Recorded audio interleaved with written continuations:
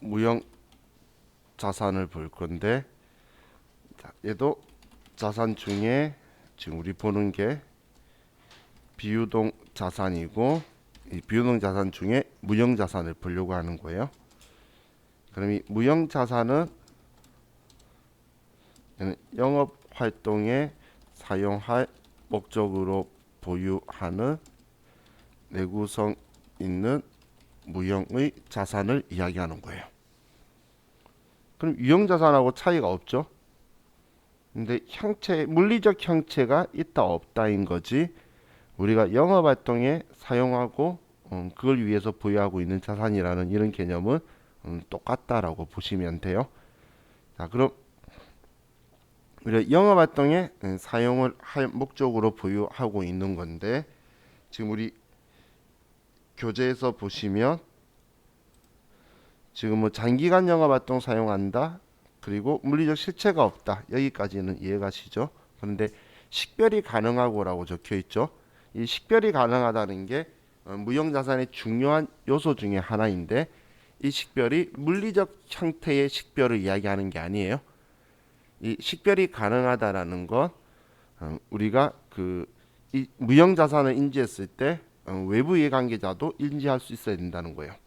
예를 들어서 제가 수업하는데 삼선이 옆에 꺼져 있는 삼성 트레이닝복을 입고 왔어요. 그럼 여러분들 어디 회사의 브랜드라는 거 알겠죠? 그런 거 이야기하는 거예요. 혹은 뭐 가슴에 제가 바나나키 그림이 있어요. 가슴에. 그러면 이거 어느 회사 그 브랜드라는 거 알겠죠? 그런 식으로 이거 마음대로 도용해서 사용하면 큰일 날 수 있다는 거 알잖아. 그런 게 이제 누군가의 재산이라는 걸 식별하고 있다는 거예요. 그런 식별 가능을 이야기하는 거지, 아무도 인정 못하고 인지도 못하는데 나 혼자 자산이라고 말할 수는 없다, 그 이야기예요. 그걸 우린 식별 가능성이지 형체의 식별을 이야기하는 게 아니에요. 그리고 기업이 통제하고 있어야 된다라는 건 그걸 다른 사람이 무단으로 사용을 하게 되면 나는 거기에 대해서 제재를 가할 수 있어야 되겠죠. 그래야지만 나의 자산으로 인식할 수 있는 요건이 된다고 보시면 돼요. 그럼 우리 무형자산의 종류에서 보시면 이 영업권이라고 적혀 있는데, 이 영업권은 그 프랜차이즈가 아니에요. 우리나라가 이 개정 과목을 세법 들어올 때는 비슷한 시기에 들어와 가지고 그 1977년도에 이걸 전부 다 정리를 했어요. 근데 그때 당시에는 우리나라가 무형자산에 대한 개념이 없었던 국가예요. 우리나라는 그때 당시에는 좀 많이 안 좋았죠. 그러다 보니까 이게 자산으로서의 효력을 잘 못 느끼는데, 그 프랜차이즈라는 개념의 원래 영업권인데, 우리 권리금이라고 이야기 들으신 적 있죠? 사람은 권리금 이야기 들으실 일이 있는데, 이 권리금을 그럼 그대로 권리금이라고 쓰면 될걸, 자기들 딴에는 미화시킨다고 그걸 영업권이라고 써버린 거예요. 그래서 이 영업권은 권리금의 성격이라고 보시면 돼요. 그러다가 시대가 지나면서 점점 우리나라가 이제 조금 문화나 이런 수준도가 조금씩 높아지면서 이제 그 무형의 자산들도 인정을 해주죠. 우리나라는 그 한미 FTA를 하기 전과 하고 난 후에 무형 자산에 대한 대접은 완전히 바뀌었다고 보시면 돼요. 한미 FTA가 일어나기 전에는 우리나라의 리어카에서 테이프 팔아도 아무 말 안 했어요. 복사 테이프를 팔아도. 그런 시대에 있다가 지금은 가수나 작곡가나 작사가가 엄청난 부를 누릴 수 있는 세상으로 바뀐 게 그때부터 그런 무형의 재산들을 인정을 해주면서 세상이 바뀐 거예요. 그럼 이 영업권은 그 권리금의 성격으로서 그 회사나 기업이 뭔가를 그 기업체를 인수를 할 때 실제 자산 가액보다 더 많이 지급하면 그 대가를 인정했다는 거예요. 예를 들면 여러분들이 가게를 인수를 해요. 다른 사람이 예를 들어 음식점을 하고 있는데 인수를 해요. 그러면 거기에 있는 집기라든지 시설비는 당연히 줘야 되겠죠. 근데 그런 거 다 포함해봐야 뭐 예를 들어 5천만 원밖에 안 되는데 1억을 주고 들어가는 거예요. 그렇다면 여러분은 그 무형의 자산 그 권리금을 5천만 원을 인정해 주게 되죠. 그걸 영업권이라고 하는 거예요. 근데 방금 제가 이야기한 권리금은 외부에서 구입을 하죠. 구입을 하게 되면 이건 자산으로 인식할 수 있다는 이야기예요. 하지만 자기 혼자서 나 권리금 얼마 받을 수 있으니까 내 재산이 얼마 되는 거야, 이렇게 말하는 거는 인정할 수 없다는 거예요. 예를 들면 빈 가게에서 제가 떡볶이 장사를 하고 있어요. 그런데 떡볶이 장사가 잘 돼. 그래서 좀 더 확장을 하고 싶어서 은행에 대출 받으러 가는데 은행에서 사업자니까 재무상태표, 재무제표를 좀 주세요라고 할 때 나 혼자서 내 떡볶이집 이제 팔면 권리금 한 1억 받을 수 있을 것 같은데 그러면서 내 재무상태표에 무형자산에 영업권 1억이라고 쓰면 날 미친놈으로 볼 거예요. 그죠? 한마디로 이 영업권은 내부 창출한 거는 인정하지 않는다는 거예요. 이걸 조금 유식한 표현으로 우리 회사의 내부 창출 초과 수익력은 인정하지 않는다라고 적혀 있는데 이게 이렇게 기억을 하시면 돼요. 무형자산에서 내부 창출한 영업권은 자산으로 인식하지 않는다라는 거예요. 근데 왜 자산으로 인식을 하지 않냐면 이 자산으로 인식하기 위해서는 그 금액을 신뢰성 있게 측정할 수가 있어야 되는데 외부에서 구입했다면 이건 돈이 거래가 오고 왔기 때문에 신뢰성 있게 측정할 수 있는 전제가 되지만 자기 혼자 이야기하고 있는 건 신뢰성 있는 측정치가 불가능하기 때문에 얘는 자산으로 인식하지 않는다라는 거예요. 자, 무형자산 내부 창출한 무형자산을 인식하지 않는다라는 게 아니고 영업권을 인식하지 않는다라는 거예요. 우리 회사는 당연히 모든 회사가 다 뭔가 개발을 하고 좋은 아이템을 생산해내기는 국가적으로도 전 세계적으로 다 지원하는 거예요. 근데 이 영업권이라는 예를 인정하지 않는다는 이야기예요. 그래서 이 영업권은 예를 들면 이런 식으로 분개가 되는 거예요. 자, 우리 회사가 A라는 회사를 인수하려고 하는데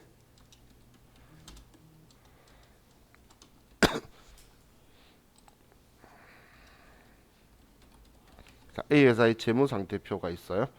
봤더니 이 A 회사가 제품이 1,000만원치 잔고 있고 그리고 기계장치가 회사가 뭐 예를 들어 2천만원치가 있고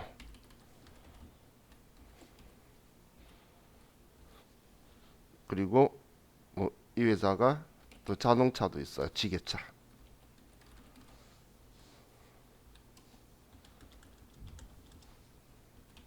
그리고 이 회사가 돈 빌려온 게 1,500만 원이 있어요. 그렇다면 이 회사의 순자산 자본은 총 얼마가 되죠?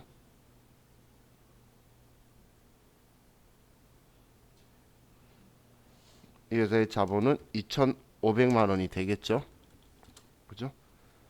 자, 이 자본이 다른 말로 하면 순자산이 될 건데 자, 그럼 이 회사를 우리 회사가 인수합병을 해요. 인수합병. 그냥 우리가 이 기업을 인수한다면 얼마 주고 이 기업을 사면 되죠? 여러분이 산다면 이 기업을 얼마 주고 살까요? 이 기업을 인수하면 이 자산도 내 거지만 이 빚도 내가 갚아야 돼요. 기업을 그대로 인수를 하면 그렇다면 나는 이 돈만 주고 사면 되는 거죠. 이해가셨나요? 여러분이 기업을 살 때 당연히 이 기업의 순자산 가치를 주고 사는 게 정상적인 거겠죠. 그래서 2,500만 주고 살 거라는 거예요. 그런데 이 기업을 인수합병을 하는데 아이고.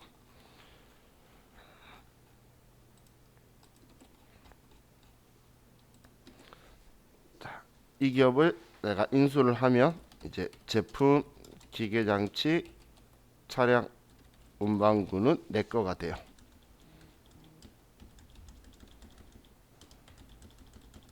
자, 얘는 내 거가 되고 근데 장기 차입금도 내가 갚아야 되는 거가 되는 거죠. 자, 이런 상황에서 나는 인수하기 위해서 돈을 지불을 하는데 이때 지불할 때에 상대방한테 3천만 원을 지불하고 산 거예요. 그럼 지금 이 회사는 2,500 주고 사면 되는데 3천만 원을 줬다는 건 이 회사의 가치 500만 원만큼 더 인정하고 줬다라는 이야기가 되겠죠. 그죠? 그럼 이때 차이가 나는 이 500만 원. 이 500만 원을 우리는 영업권이라는 계정 과목을 쓰는 거예요. 얘가 영업권의 외부 구입을 하는 사례라고 보시면 돼요. 이런 식으로 외부에서 돈을 주고 우리가 사오는 경우가 아니고는 영업권이라는 계정 과목은 우리 장부에 있을 수가 없는 거예요. 왜? 지금 이거 사실 권리금 준 거잖아. 가계로 치면 가계 집기들이고 이 가계의 외상값이 있고 이렇게 있었는데 그럼 집기값하고 외상값하고 상계해서 나머지만 주고 끝내야 될 걸 돈을 더 준 거예요. 그만큼이 권리금이 되게 되겠죠. 그게 지금 이거가 된다라고 보시면 돼요. 자, 그럼 자, 이 영업권은 여기까지만 보면 되고, 자, 다른 계정 과목은 이제 지금 이 계정 과목들이 과거에 우리가 잘못 쓰고 있다가 뒤에 많이 바꿨어요. 우리나라가 뭐 특허가 뭐고 실용신안권이 뭐고 뭐 의장권이 뭐고 이런 걸 알만한 나라가 아니었어요. 그렇기 때문에 그냥 계정 과목으로 옛날에 산업재산권을 써버린 거예요. 옛날에는. 그런데 이 산업재산권은 우리 재무제표의 소분류예요. 그래서 지금 현재는 그냥 우리 일상생활에 쓰거나 외래어를 그대로 영어로 쓸 거예요. 그래서 특허권, 계정 과목으로 그대로 실용신안권, 의장권, 상표권, 프랜차이즈, 라이센스 전부 다 계정 과목이에요. 소프트웨어. 그래서 뭐 프로그램 샀대. 그럼 소프트웨어. 라이센스 취득했대. 돈 줬으면 라이센스. 뒤늦게 만들었으니까 그걸 한국말로 만들어 봐야 별 효익이 없겠죠. 그래서 우리가 일상생활에서 쓰는 외래어를 그냥 그대로 가지고 와서 사용하고 있다라고 보시면 돼요. 자, 그럼 여기에서 이제 개발비라는 계정 과목이 있죠. 이 개발비라는 계정 과목은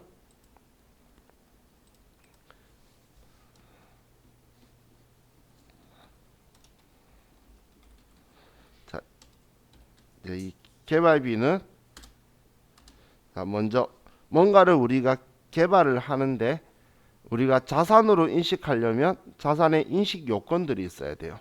그 인식 요건이 그 금액을 신뢰성 있게 측정도 할 수 있어야 되고 그리고 미래의 경제적 효익의 유입 가능성도 높아야 되고 뭐 여러 가지 자산의 인식 요건들이 있는데 그걸 완전히 충족할 때만 자산이라고 할 수 있는 거예요.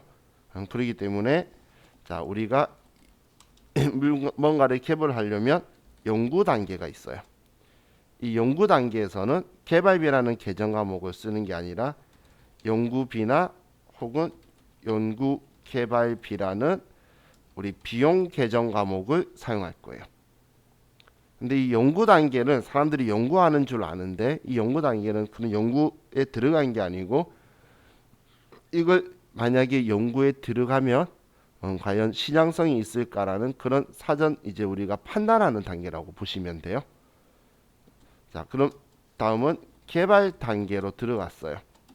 그럼 개발 단계도 완전히 성공한 게 아니고 이제 연구 단계에서 이거 하면 승산 있어 개발해보자라고 해서 정말 이제 얘가 우리가 원하는 대로 물건을 뭔가를 개발해 나가는 단계예요. 이때 들어가는 돈은 경상연구 개발비라는 비용 계정 과목을 쓸 거예요. 그럼 우리는 이제 완성 단계. 완성 단계라는 건 우리 무형 자산의 인식 요건을 완전히 충족할 때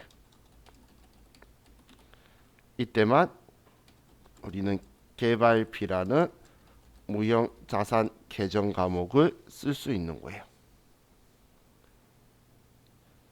그래서 그 자산의 인식 요건을 조금만 충족하지 못한다 하더라도 우리는 자산 무형 개발비라고 쓰면 안 되고 비용으로 처리하는 거예요. 자, 그럼 시험에서 말장난을 한다고 이제 개발 단계에서 완성 단계로 넘어갔는데 이제 완성했는지 아직 완성이 미비한지가 구분이 모호한 경우에 그때는 어떻게 분류할 거냐라는 건데 자, 여러분이 만약에 뭔가 문제를 봤는데 이거 아는 것 같기도 하고 모르는 것 같기도 해요. 그거 아는 건가요? 모르는 거죠. 아는 거라면 그냥 의심의 여지가 없어야 된다는 거예요. 그럼 딱 보자마자 나와야지 아는 거지. 한마디로 그건 모르는 거죠. 한마디로 개발됐는지 아닌지가 모호하다면 그건 개발이 안 된 거예요. 자산 인식 욕구를 충족 못했기 때문에 그러면 전부 다 비용 처리해야 된다고 보시면 돼요. 그래서 우리는 함부로 자산으로 인식하지 않는 거예요. 그 이유는 보수주의이기 때문에. 비용으로 처리를 하는 거지. 비용은 높게, 자산은 낮게. 완전히 인식할 때만 인식하는 방식이 우리 보수주의 회계라고 그랬죠. 그래서 우리 개발비 계정 과목은 완전히 인식할 때 한다. 이걸 좀 기억해 주시면 좋을 것 같아요. 자, 우리가 계정 과목에서 참고로 그 계정 과목 이름의 끝이 뭐여, 비, 오류, 과 이렇게 끝나는 애들은 전부 다 비용 계정 과목이에요. 그런데 여기에서 예외가 개발비 얘 하나예요. B자 끝나는 것 중에 얘는 무형자산 계정 과목인 거죠. 우리 급여, 여비교통비, 복리후생비, 보험료, 세금과 공과 전부 다 비용 계정 과목들인데, 그런데 끝에 B자로 끝나는 것 중에 계정 과목이 B자로는 다 끝나지만 순수하게 개발비라고 쓰는 얘만 우리는 자산인 거고 나머지는 다 비용 계정 과목이에요. 자, 그럼 이 개발비도 지금 우리가 직접 개발을 하는 것도 개발비라고 쓰지만 이 개발을 의뢰할 수도 있어요. 그래서 시험에 나왔을 때 얘가 생각이 잘 안 나는지 저는 2연타로 나온 적이 있는데, A 대학의 신제품 연구 개발을 의뢰하고 연구비 100만 원을 현금 지급하다.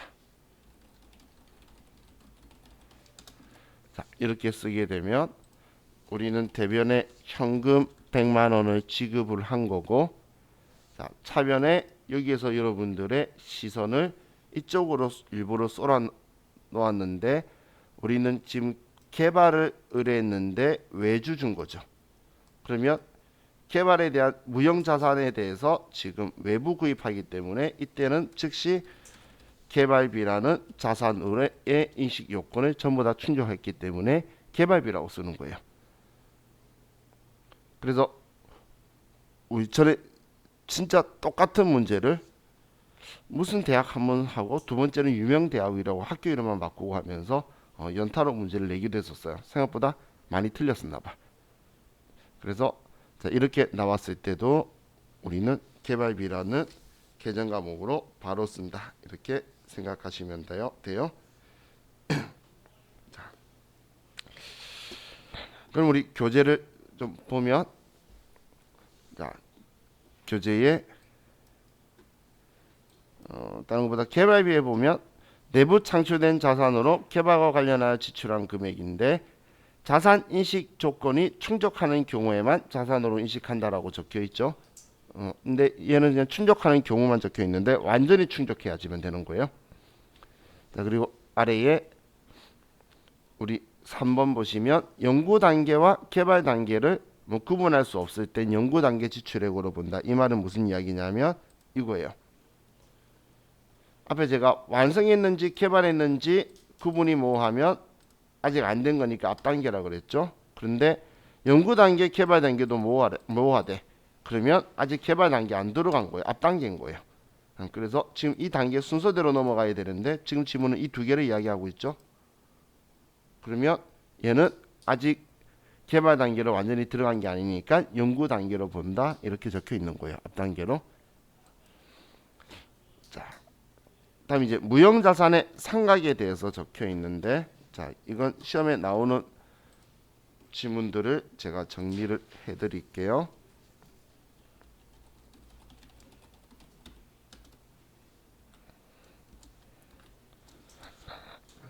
자, 이 무형자산의 상각은 모든 상각 방법을 사용할 수 있다라는 거예요. 모든 상각 방법이라는 건 유형자산에서 사용하는 방법들 있죠. 정해법, 정률법, 연수합계법, 생산량 비례법, 이중체감법 이런 걸 전부 다 선택할 수 있는데 합리적인 상각 방법을 선택하지 못할 시 이때 정해법을 사용하는 거예요.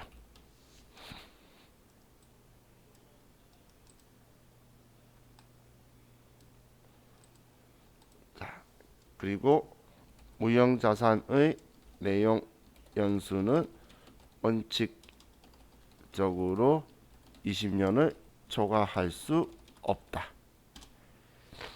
하지만 관계 법령이나 계약에 의한다면 내용 연수를 20년 초과할 수 있다. 무형자산의 잔존 가치는 없는 것으로 한다.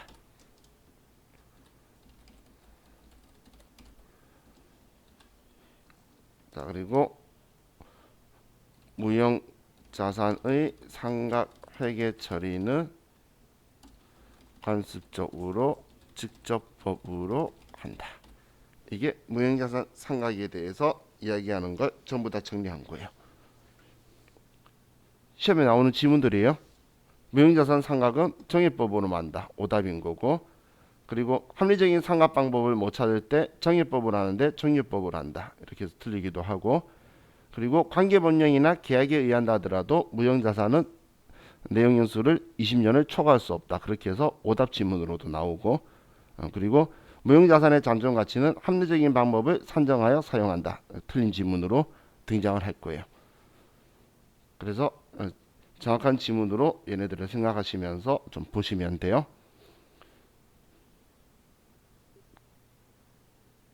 그럼 무형자산 회계 처리 부분을 좀 보면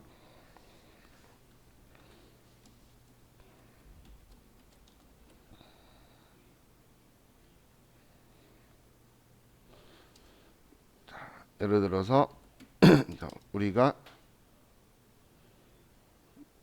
그냥 개발비를 이제 취득을 하는데 취득을 100만 원 하고, 자, 그리고 자, 얘를 상각하는데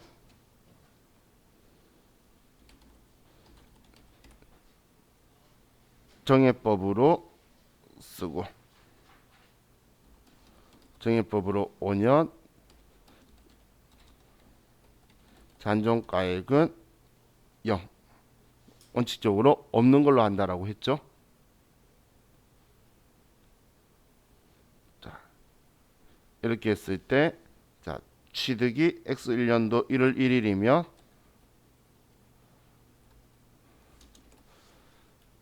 자, 차변에 개발비 100만 원, 대변에 현금으로 100만 원을 주고,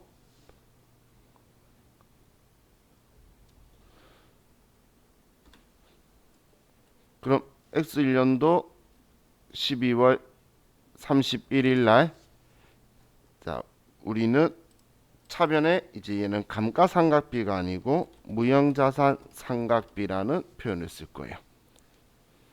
그 감가상각은 뭐가 닳는다는 뜻인데 상각은 줄인다는 뜻이라서 얘는 닳는다는 표현은 좀 이상하죠. 그래서 무형자산에서는 감가상각이라고 안 하고 상각한다, 줄어든다라고 표현하는 거예요. 그럼 무형자산 상각비가 좀 5년간 정해법으로 쓰게 되면 얘는 20만 원이 되겠죠. 그런데 유형자산에서는 무조건 간접법을 써야 되기 때문에 감가상각 누계액을 썼는데, 무형자산도 무형자산 상각 누계액이나 상각 누계액을 써도 돼요. 그런데 이 무형자산에 대해서 취득원가를 보여준다고 외부 이해관계자한테 뭐 유용한 정보를 제공할 게 없다는 거예요, 별도로. 그렇기 때문에 우리 무형자산은 직접법으로 회계 처리해도 되고 간접법으로 처리해도 되는데, 그런데 특별하게 외부 이해관계자한테 간접법으로 써서 유용한 정보를 줄 게 있는 상황이 아니라면 직접법으로 그냥 해서 직접 차감할 거예요. 그래서 대변에 개발비라고 그냥 써줄 거예요. 그냥 대놓고 개발비를 줄여버리는 거예요. 이게 직접법으로 생각한다라는 거예요. 차감 계정 다는 게 아니라 장부의 계정 과목을 이렇게 지워버리는 거예요. 그럼 또 X2년도 12월 31일 날 차변의 무형자산 상각비 똑같이 20만원, 대변의 개발비 20만원. 자, 그렇게 해서 X3년도 1월 1일 날, 자, 우리가 얘를 예를 들어서 50만원에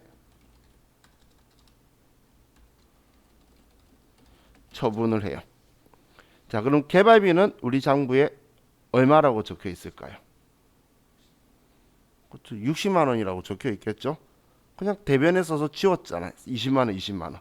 그래서 대변에 개발비 60만 원이다라고 해서 지우게 될 거고, 그리고 차변에 돈을 50만 원을 받는다. 그럼 차이 나는 이 10만 원만큼 무형자산 처분 손실이라는 계정 과목으로 써줄 거예요.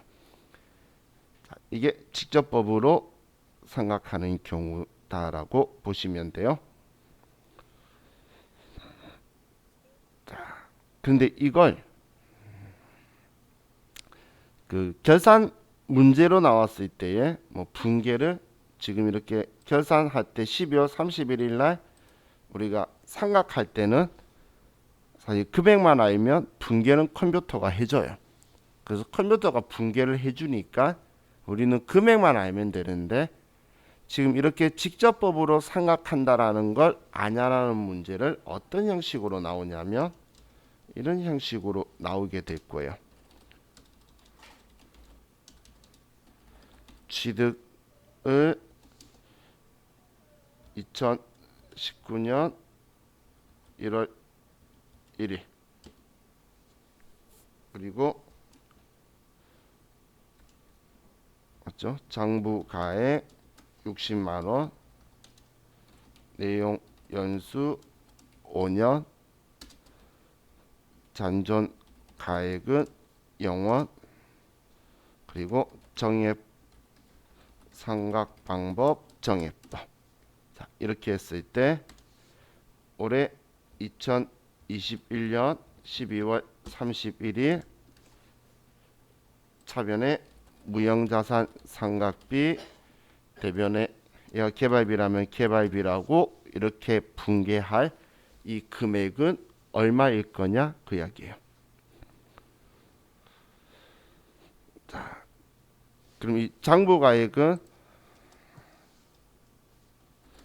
2021년 12월 31일 우리 결산 전 금액이에요.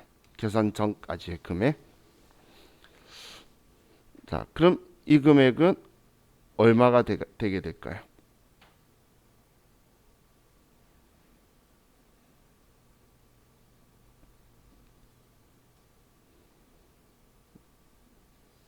그렇죠. 이 금액은 20만 원이 되죠. 그죠?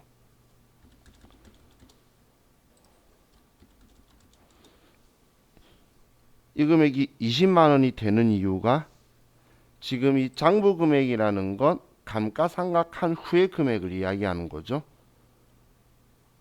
그러면 19년 12월 31일 날 한번 감가상각을 했고, 감가상각 무형자산 상각을 했고, 20년 12월 31일에도 한번 상각을 한 게 지금 60만 원이라는 거예요. 두 번 상각한 게. 그럼 총 내용 연수가 5년인데 두 번 상각했으면 세 번 할 수 있는 게 남은 장부 금액이 60만 원이죠. 그렇기 때문에 이때는 그럼 3으로 나눠줘야 돼요. 그래서 얘는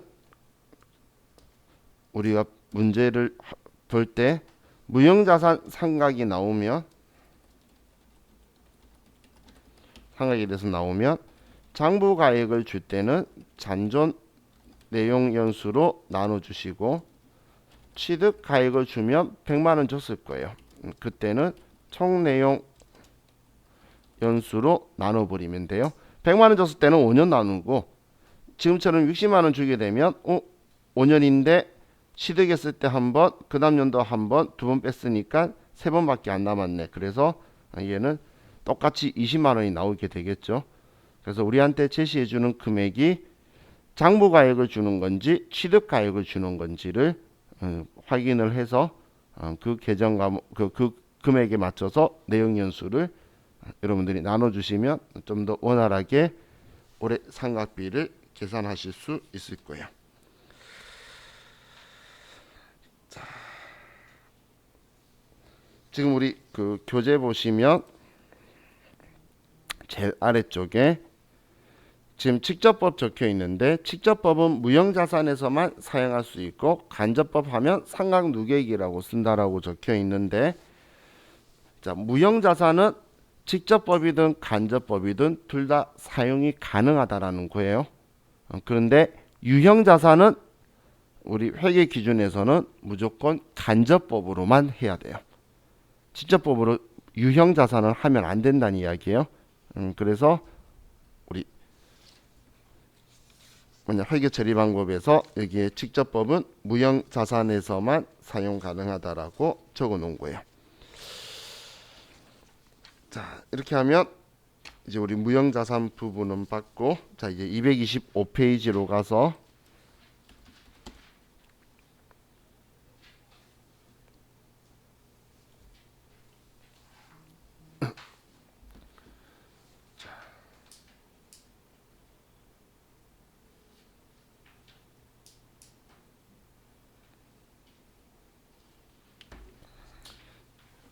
자, 기타 비용 자산을 보면 이 기타 비용 자산은 이제 우리 마지막으로 자산에 보는 분류인데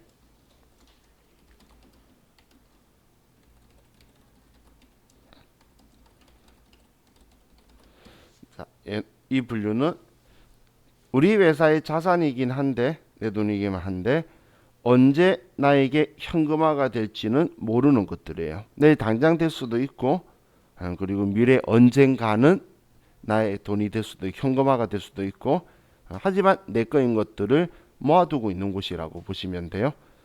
자, 우리 기타 비유동 자산 계정 과목 중에 우리가 봤던 한 계정 과목이 우리 어음의 부도 이야기할 때 부도음과 수표라는 계정 과목 봤던 기억나시나요? 그때 첫 번째 예가 우리 과거에 우리 어음의 부도가 발생했을 때 그때 우리는 당좌 자산을 기타 비유동 자산으로 대체하는 회계 처리를 하게 될 건데 그때 우리 받을 어음을 지워주고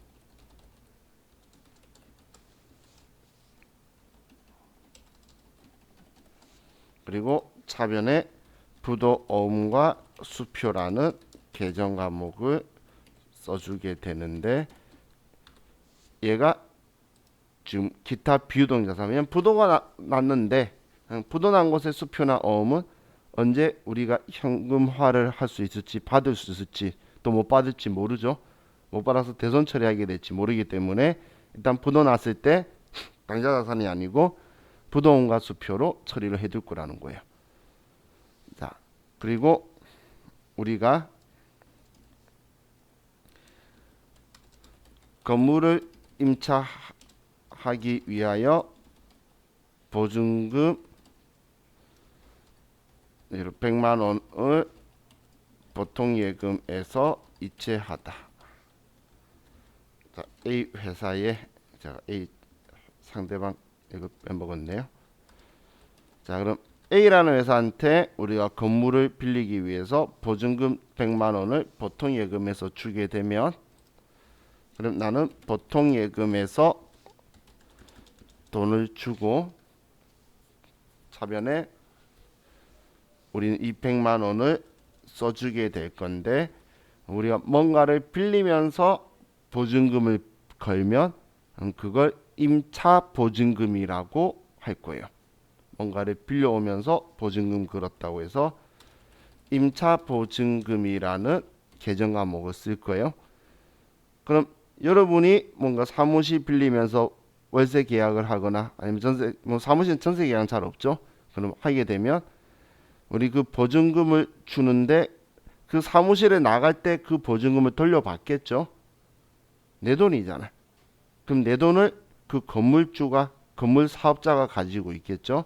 그래서 어떤 거래처 건물한테 줬다고 얘도 꼭 거래처를 써줘야 돼요. 거래처를. 그럼 임차 보증금하고 반대되는 계정 과목이 임대 보증금이에요. 반대로 우리가 뭔가를 빌려주면서 보증금을 받게 되면 임대 보증금이에요. 화살표 하나 빠졌네요. 서로 반대되는 계정이에요. 그럼 임차 보증금은 내 돈인 거기 때문에 자산이고 임대 보증금은 내 돈 아닌데 내가 가지고 있는 거기 때문에 부채예요. 그럼 이 두 계정 과목은 무조건 거래처를 필히 입력해야 되는 계정 과목이다라고 보시면 돼요. 자, 다음.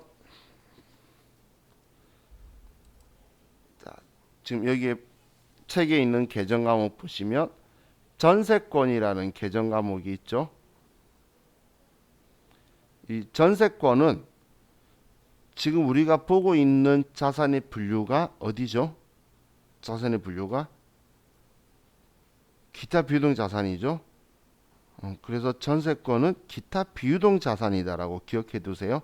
이 전세권은 무형 자산이 아니에요. 이런 시험에서 다음 중 무형 자산이 아닌 것은 에서 쭉 나올 거예요. 그때 얘가 무형 자산으로 오인되는 경우가 좀 많은데 얘는 기타 비유동 자산이다. 그 정도까지만 여러분이 보시면 될 것 같아요. 자, 다음 나머지는 뭐 크게 우리 신경 쓸 필요 없는 계정 과목들이기 때문에 우리 기타 비유동 자산은 여기까지만 여러분들이 보시면 될 것 같아요. 자, 이렇게 해서 우리가 자산에서 사용하는 기본적인 계정 과목들을 조금 봤고, 자 이제 교재 233페이지로 가서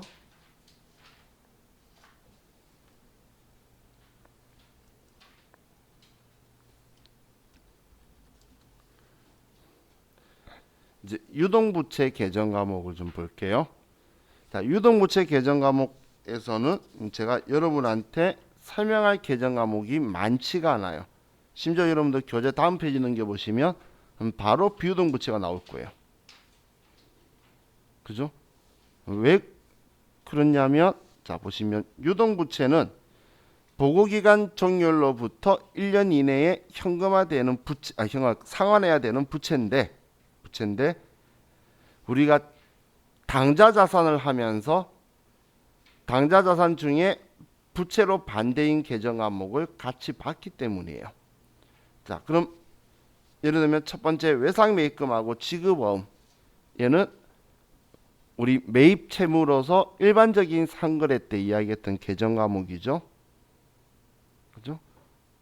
그럼 얘네들은 우리가 원재료나 상품을 샀을 때만 사용할 수 있는 계정 과목인 거고, 그 외에는 그럼 우리가 비품이나 토지나 이런 걸 사면서 어음을 발행하면 계정 과목 뭐 써야 되죠? 그렇죠. 미지급금이라고 써야 되죠. 그게 지금 여기 아래 4번에 있는 거고, 우리 회사가 돈을 빌렸어요. 은행에서 대출 받았어. 그럼 차면에 대출 받으면 돈 들어오죠. 그럼 차면 돈 들어온 거 쓸 거고, 대변에 차입금이라고 쓸 건데 만기가 내년 안에 일어난다면 단기 차입금이다라고 써둘 거예요. 또 선수금은 계약금 준 거예요, 받은 거예요? 자, 받을 수 기억하라 그랬죠. 차변에 돈 받고 미리 돈 받았으니까 선수금, 거래처 써야 될 거고, 반대로 내가 계약금을 주면 선급금. 그래서 선급금, 선수금 헷갈리면 안 된다라고 제가 말해서 돈 주면 줄급자 쓰는 선급금, 계약금 받으면 받을 숫자 쓰는 선수금. 자, 예수금 기억나시나요? 우리 회사가 누군가에게 대가를 지급하면서 그 소득에 대해서 원천 징수해서 대신 납부하기 위해서 징수하는 걸 예수금이다라고 했던 거 기억나시죠? 그럼 거꾸로 우리가 세금 떼이는 걸 뭐라고 했었죠? 선납세금이라고 한다라고 했었죠. 서영 씨 이 모양이 정답이었던 것 같아. 자, 그래서 우리 지금 1번부터 6번까지는 우리가 이 앞에 자산을 하면서 반대 계정으로 봤던 거기 때문에 얘는 여기까지만 보고, 자, 유동성 장기 부채라는 계정 과목이 매우 중요한 계정 과목이에요. 일반적으로 저는 이렇게 이야기를 해요. 만약에 우리가 4과목 시험을 보는 반이었다면 저는 대놓고 말해요. 우리 시험에 무조건 얘 본다고. 그러니까 엄청 좋아하는 계정 과목이에요. 시험에 잘 나오는데, 자, 우리 지금 시간 좀 애매해요. 그렇기 때문에 우리 지금 좀 쉬었다가 유동성 장기 부채를 보고 그래서 비유동 부채로 넘어가도록 할게요. 자, 우리 쉬었다 합시다.